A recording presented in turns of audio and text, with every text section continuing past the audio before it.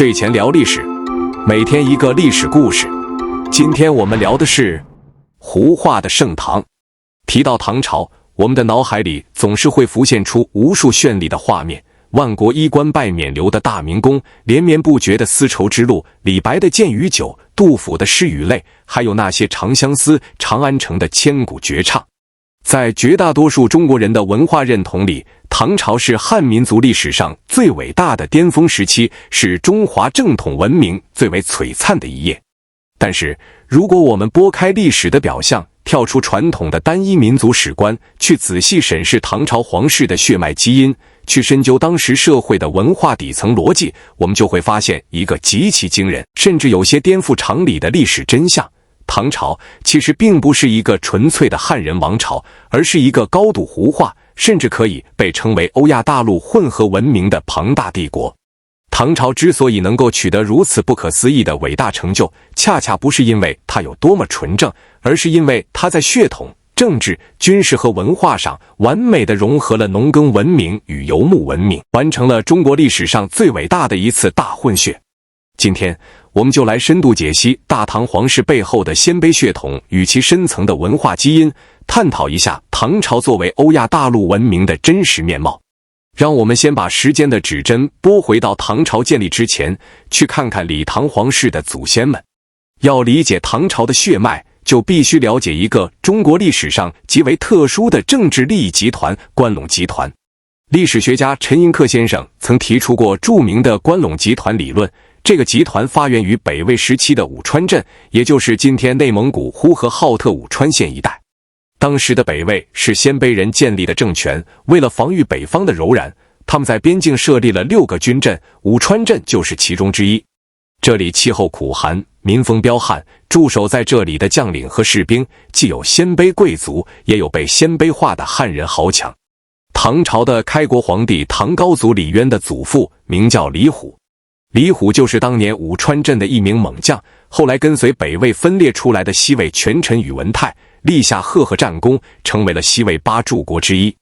这8柱国12大将军就是关陇集团的核心骨干，他们互相联姻，形成了一个盘根错节的超级军事贵族门阀。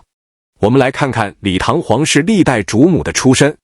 首先是李渊的母亲，也就是唐朝的元老太后，她姓独孤，是西魏8柱国之一，大名鼎鼎的鲜卑贵族独孤信的第4个女儿。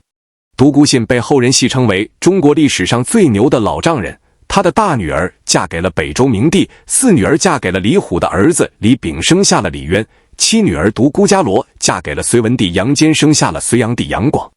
也就是说，隋唐两朝的开国皇帝其实是姨表兄弟，他们身上都流淌着鲜卑独孤氏的血液。接下来，李渊建立了唐朝，他的正妻，也就是大唐太宗李世民的母亲窦氏，同样有着深厚的鲜卑背景。太母皇后窦氏的父亲是隋朝的定州总管神武公窦乂，母亲则是北周武帝宇文邕的姐姐襄阳长公主。宇文家族是纯正的鲜卑族，所以李世民不仅有独孤氏的鲜卑血统，还有宇文氏的鲜卑血统。这还没完，被后世尊为千古一帝的唐太宗李世民，他的正宫皇后，历史上著名的贤后长孙皇后，其哥哥是凌烟阁24功臣之首的长孙无忌。长孙家族是北魏皇族拓跋氏的分支，属于纯正的鲜卑拔部，后来汉化才改姓长孙。长孙皇后为李世民生下了唐高宗李治。大家可以简单算一笔血统账，从李渊的母亲独孤氏到李世民的母亲窦氏，再到李治的母亲长孙氏，连续3代大唐帝国的核心缔造者，他们的母系全部来自于鲜卑贵族。到了唐高宗李治这一代，如果按照现代的遗传学比例来粗略计算，他身上的汉族血统已经不足1/4，甚至更少，绝大部分都是鲜卑等北方游牧民族的血统。当然，我们必须强调，在古代中国，文化认同往往大于血缘认同。李唐皇室一直自称是陇西李氏，甚至追溯到老子李耳和汉朝的飞将军李广，这是为了确立自己在中原农耕文明中的正统地位。但血统的客观存在必然会带来文化基因和生活习惯上的深刻影响。这种影响从根本上塑造了唐朝那种与历代汉人王朝截然不同的独特气质。第一点最直观的表现，就是唐朝皇室对草原文化的极度热爱，甚至到了痴迷的程度。游牧民族崇尚武力，弓马娴熟，这一点在唐朝皇帝身上体现得淋漓尽致。李世民本人就是一位顶级骑兵统帅，他年轻时骑着昭陵六骏驰骋疆场，冲锋陷阵，身上带着极其浓烈的草原可汗的作风。不仅如此，史书上记载，李世民的嫡长子，当时的皇太子李承乾，虽然身居东宫，但极度向往突厥文化。他在宫里不穿汉服，而是穿着突厥人的衣服，编着突厥人的发辫，不说汉语，专门学说突厥语。他甚至在皇宫的空地上搭起突厥人的毡帐，里面铺上羊毛地毯，拔出佩刀割烤羊肉吃，还让身边的人扮演突厥部落的阵亡葬礼，自己假装大可汗，玩得不亦乐乎。虽然李承乾后来因为谋反被废，但这绝不仅仅是一个纨绔子弟的怪癖，它深刻地反映了当时大唐宫廷内部胡族文化有多么强大的吸引力和渗透力。第二点，也是唐朝区别于其他朝代极为显著的特征，就是女性地位的空前提高和社会风气的极度开放。在传统的儒家汉文化社会里，讲究男尊女卑、三从四德，女性往往被束缚在深闺之中。但是游牧民族因为生活环境恶劣，男女都需要参与劳动和战斗，因此女性的地位相对较高，性格也更加泼辣豪爽。鲜卑血统给唐朝带来了这种文化基因。我们在唐朝历史中看到了中国历史上唯一的女皇帝武则天，看到了曾经自己招募军队、建立娘子军为大唐打天下的平阳昭公主，看到了权倾朝野的太平公主和韦皇后。这些叱咤风云的女性政治家，在宋明理学盛行的后世是无法想象的。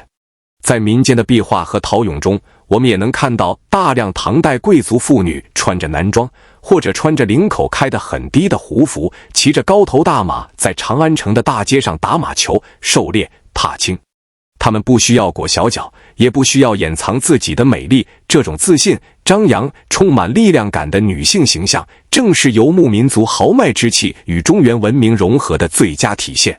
除了女性地位，唐朝在婚姻伦理观念上也保留了大量游牧民族的收继婚习俗。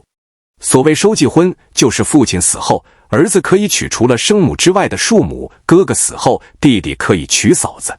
这在儒家礼教看来是违背人伦的禽兽之举，但在游牧社会，这是为了保护部落财产和人口繁衍的常规操作。李唐皇室在这一点上表现得非常明显。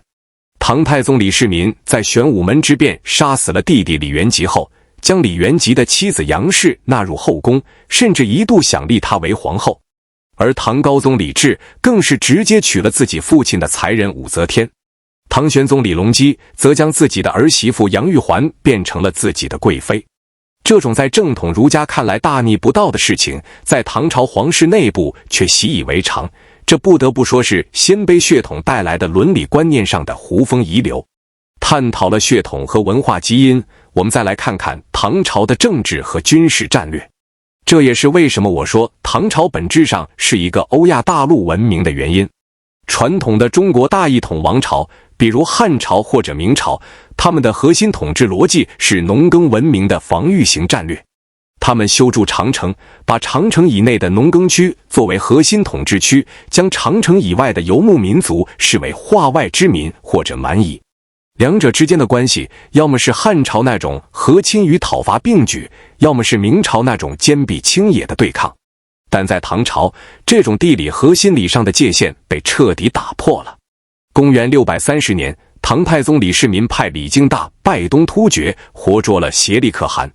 这一战不仅消灭了北方最大的外患，更重要的是，随后发生的一件改变中国历史进程的大事：西北各部游牧民族的首领齐聚长安，共同尊奉李世民为天可汗。大家千万不要小看天可汗这个称号，它绝不仅仅是一个虚名。在中国历史上，皇帝是中原农耕文明的最高统治者，是天子，而可汗是草原游牧民族的最高领袖。当李世民同时戴上皇冠和接受天可汗的尊号时，意味着他既是汉人的皇帝，也是游牧民族的共主。大唐帝国在这一刻不再是一个局限于长城以内的农耕帝国，而是变成了一个横跨农耕与游牧两大板块的超级二元帝国。这也是为什么现代很多西方历史学家和汉学家喜欢把唐朝称为一个欧亚帝国的原因。有了天可汗这套政治法理基础，唐朝对待周边民族的政策展现出了前所未有的包容和自信。他们大量吸收外族将领进入国家大唐的权力核心。在唐朝初年和盛唐时期，大唐军队里可以说是将星云集，而这些将领很多都是胡人，比如突厥人阿史那设尔、契必合力、铁勒族的高仙芝、漠河族的李多作，甚至包括后来发动叛乱的粟特人安禄山和史思明。在唐朝的疆域巅峰时期，安西都护府和北庭都护府深入中亚腹地，唐朝的势力甚至延伸到了今天的阿富汗、伊朗东部一带。大唐的军队不仅由府兵制下的汉族农民组成，还包含了大量善于骑射的突厥弓骑兵、血延陀骑兵。这种将中原先进的武器装备、后勤组织能力与游牧民族卓越的机动性和战斗力完美结合的军事体制，造就了唐朝无敌于天下的强盛军力。大唐的扩张不是以一种征服者的姿态去毁灭，而是以一种宗主国的姿态去整合，去建立一个跨越种族和地域的超级世界秩序。这种宏大的欧亚帝国视野带来了长安城的空前繁荣。盛唐时期的长安是当时世界上最大的国际化大都市，人口超过100万。它不仅仅是中国的首都，更是整个亚洲的中心。无数的波斯人、阿拉伯人、粟特人、日本人、新罗人跨越千山万水来到这里。当时的长安城里胡风盛行，成为了一种全民追捧的时尚。让我们来看看盛唐时期长安老百姓的生活。饮食上，传统的粟米羹汤被胡人的面食所取代，长安大街小巷到处都是卖胡饼的店铺。胡饼类似于我们今天的烤馕或者烧饼，上面撒满芝麻，香气四溢。唐朝人不仅爱吃胡饼，还爱喝西域传来的葡萄酒。王翰的《凉州词》里写道：葡萄美酒夜光杯，欲饮琵琶马上催。这生动地描绘了当时豪迈的胡地饮酒文化。在音乐和舞蹈上，来自西域的龟兹乐、高昌乐成为了宫廷和民间最流行的音乐。诗人白居易曾写下这样的诗句：胡音、胡伎与胡庄，50年来竟分伯。意思是说，从西域传来的音乐、骑术和妆容，在这半个世纪里成为了大家竞相模仿的风潮。在宴会上，最引人注目的娱乐项目是胡旋舞和胡腾舞，这两种舞蹈都来自于中亚的粟特地区。胡旋舞讲究在小小的圆毯上急速旋转，如风雪一般，就连体态肥胖的安禄山为了讨好唐玄宗，也能在皇帝面前跳起胡旋舞，转得像风车一样快。除了世俗生活的胡化，大唐的宗教宽容更是达到了中国古代史上的顶点。在长安城里，除了传统的佛教和道教，来自波斯的祆教，也就是拜火教，景教，也就是基督教的一个分支聂斯托里派，以及摩尼教，都在长安建有宏伟的寺庙。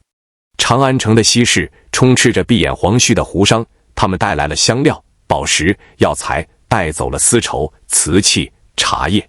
大唐就像一个巨大的熔炉，将欧亚大陆上各种不同的文明形态吸纳进来，经过消化、融合，最终变成了属于大唐自己独一无二的绚烂文化。说到这里，我们必须面对一个深刻的历史反思。唐朝的这种高度开放、高度胡化，甚至将大量军政大权交给胡族将领的做法，最终也酿成了大唐由盛转衰的苦果。这就是公元755年爆发的安史之乱。安禄山和史思明这两个带有粟特和突厥血统的军阀，利用了唐朝边防重心的转移和府兵制的崩溃，在东北边境积蓄了巨大的力量，最终将战火烧向了中原。安史之乱不仅摧毁了繁华的长安和洛阳，导致天下户口失去其妻，更可怕的是，它彻底击碎了大唐帝国那种包容万象、四海一家的自信。安史之乱后，大唐虽然勉强维持了平叛，但朝廷与藩镇、汉人与胡人之间的裂痕再也无法弥合。晚唐时期的士大夫开始进行深刻的反思，他们将国家的衰败归咎于胡人的乱政和外来文化的入侵。于是，在中晚唐以及后来的宋朝，中国社会的文化心态发生了根本性的转折。从唐前期的极度外向、自信、开放，胡汉一家逐渐走向了内敛、保守，强调华夷之辩。宋朝建立后，理学的兴起更是给这种内敛的思想加上了哲学的枷锁。曾经那个穿着男装骑马打猎的唐代女子不见了，取而代之的是裹着3寸金莲、大门不出二门不迈的宋明理教妇女。曾经那个兼容并蓄、万国来朝的欧亚大帝国不见了，取而代之的是面对北方游牧政权时充满戒备与屈辱的修罗场。所以，当我们回顾唐朝的历史时，我们究竟该如何评价它的伟大？唐朝之所以伟大，绝不是因为它是某种纯粹文化的延续。如果仅仅是沿着农耕文明的固有轨道发展，没有那股来自北方草原的凛冽寒风，没有那些带着鲜卑、突厥、粟特血液的基因注入，就不可能产生那种吞吐天地、气吞山河的盛唐气象。历史学家陈寅恪先生有一段极其经典的论述，他说，李唐一族之所以倾覆了隋朝，能够取得天下，是因为他们取色外野蛮精悍之血，注入中原文化颓废之躯。也就是说，魏晋南北朝长达数百年的战乱，让传统的汉代中原文明变得孱弱和颓废，而正是北方游牧民族那种生机勃勃、野蛮而精悍的新鲜血液，与中原深厚的文化底蕴相结合，才催生出了一个犹如凤凰涅槃般的新生帝国。这种伟大是杂交的伟大，是融合的伟大。大唐帝国就像一条奔腾的大河，它发源于中原的厚土，在流淌的过程中，不断有来自大漠的狂风，来自雪山的融水，来自西域的商队加入其中。它不拒绝任何一滴水，不论这滴水是纯净的还是浑浊的，它以无与伦比的胃口吞噬一切，消化一切，最终形成了那股浩浩荡荡、奔流到海不复回的磅礴力量。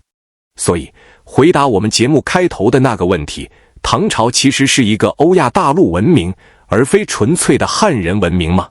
严格来说，唐朝是以汉族农业文明为核心骨架，以草原游牧文明为肌肉和血液，以中亚商业文明为装饰，共同铸就的欧亚大陆混合文明的巅峰。它超越了狭隘的民族主义界限，展现了古代世界最强悍的文化包容力。它告诉我们，一个文明的真正强大，不在于封闭自我、保持纯洁，而在于勇敢地敞开胸怀，拥抱世界，在碰撞与交融中获得无限的生命力。当我们今天再次读起那些气势磅礴的唐诗，看到壁画上那些圆润自信的唐代仕女，甚至走在今天西安古城的街道上时，请不要忘记，那份自信和从容背后，不仅有黄河长江的滋养，也有阴山敕勒川的风雪，有塔克拉玛干沙漠的驼铃，有欧亚大陆无数个民族共同倾注的汗水与热血。这才是真实的大唐，这才是那个让我们魂牵梦绕、永远骄傲的盛世。感谢观看本期时光 Glimmers。如果你也想拾起这段历史的碎片，请在评论区告诉我。我是每天一个历史故事，我们下期见。